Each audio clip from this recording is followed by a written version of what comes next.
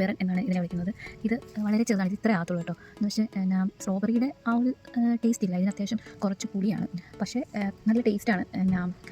ഒരു മാതിരി നമ്മളിങ്ങനെ കഴിക്കുമ്പോൾ ഇങ്ങനെ തരിതരിപ്പ് പോലെ ഇങ്ങനെ തോന്നും. പക്ഷേ നല്ല ഹെൽത്തിയാണ് ഈ വൈൽഡ് എയർബെയർ. ഇതാണെങ്കിൽ ഇതാരിങ്ങനെ വളർത്തുന്ന അറിയാം, ചുമ്മാ ഇങ്ങനെ ഉണ്ടായി വരുന്നതാണ്. റോഡിലും എല്ലായിടത്തും ഇങ്ങനെ ഈ എയർബെയർ ഇങ്ങനെ ഉണ്ടായി വരും. ഇതിൻ്റെ ഇല ഉണ്ടോ, ഇതിൻ്റെ ഇല ഇങ്ങനത്തെ ഒരു ഇലയാണ്. ഇത് ഉണ്ടാകുന്ന പൂവാണിത്. ഈ പൂവ് ഉണ്ടായി കഴിഞ്ഞാൽ ഇത്തരാണ് ഈ എയർബെയർ ഇങ്ങനെ ഉണ്ടായി വരുന്നത്. നല്ല ടേസ്റ്റാണ് കേട്ടോ. ഇത് നല്ലൊരു ടേസ്റ്റാണ്. നല്ല എയർബെയറാണ്. അതാണ് ഇത് തൊടുമ്പോൾ തന്നെ ഇങ്ങനെ പൊഴിഞ്ഞ് താഴ്ത്തും. ഒരെണ്ണം ഇത് കഴിക്കാം കേട്ടോ.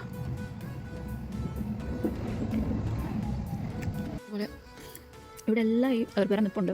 ഇങ്ങനെ തൊടുമ്പോൾ തന്നെ ഇതിൽ നിന്ന് ഇങ്ങോട്ട് പോരും. ഇങ്ങനെ തൊടുമ്പോൾ തന്നെ ഇതിൽ ഇങ്ങനെ പോരും. അങ്ങനെ ഒരുമാതിരി തരിതരിപ്പും പിന്നെ അത്യാവശ്യം നല്ല പുളിയാണ്.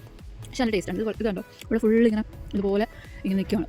ഇതിൻ്റെ ഒരു ഇളം പിങ്ക് കളറിൽ എയർബെയർ ഇവിടെ ഉണ്ട് കേട്ടോ. വൈറ്റ് പോലെ തോന്നിക്കുന്നത് ഇവിടെ എല്ലാം ഉണ്ട്. കേട്ടോ, അവിടെ നോക്കുകയാണെങ്കിൽ അവിടെ എല്ലാം ഇങ്ങനെ ഇങ്ങനെ ഇങ്ങനെ നിൽപ്പുണ്ട്. നിൽപ്പുണ്ട് ചെറുതായിട്ട്.